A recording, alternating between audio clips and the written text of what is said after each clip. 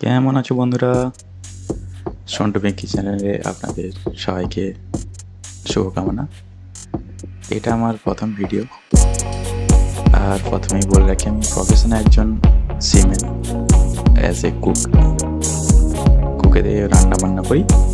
তো সেই সাথে কিছু ভিডিও আমি ক্যাপচার করি মাঝে মাঝে।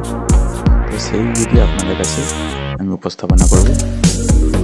ভিডিও ভালো লাগলে ভিডিওগুলো দেখতে থাকবো এবং লাইক, সাবস্ক্রাইব এবং কমেন্ট দিয়ে আমাকে উৎসাহিত করবে। আজ যে ভিডিওটা আমি দেখাচ্ছি এটা সাউথ চায়নার একটা ভিডিও।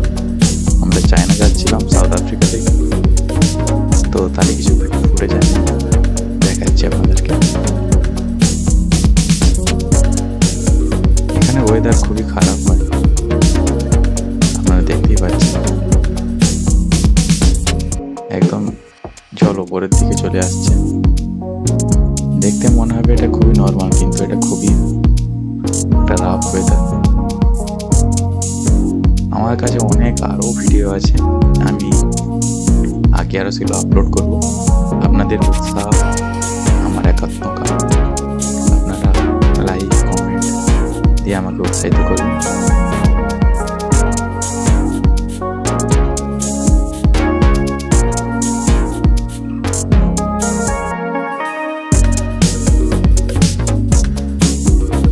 ভিডিওটি লাস্ট পর্যন্ত দেখবেন।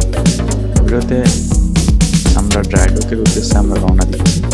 তো সেখানে চায়নার কীরকম পরিবেশ কিছুটা আমি উপস্থাপনা করেছি আগে, আর ভিডিওতে আরও দেব।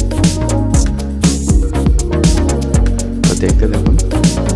এটা সকালের একটি দৃশ্য, এখনো সূর্য উদয় হয়নি ঠিক মতো করে।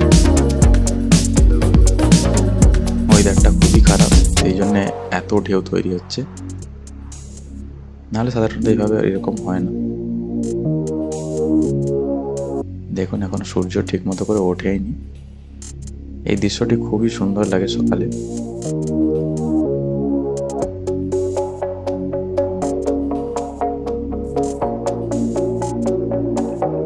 আমরা দুদিন ঠিক করে খাওয়া দাওয়া পর্যন্ত করিনি, কেননা রোলিংয়ে যেমন আমরা কোনোদিন যখন প্রথম বাসে যাই, আমাদের রোলিং মানে যখন বাস তুলে না বেশি বমি হয়, সেই রকম জাহাজেও এটা হয়।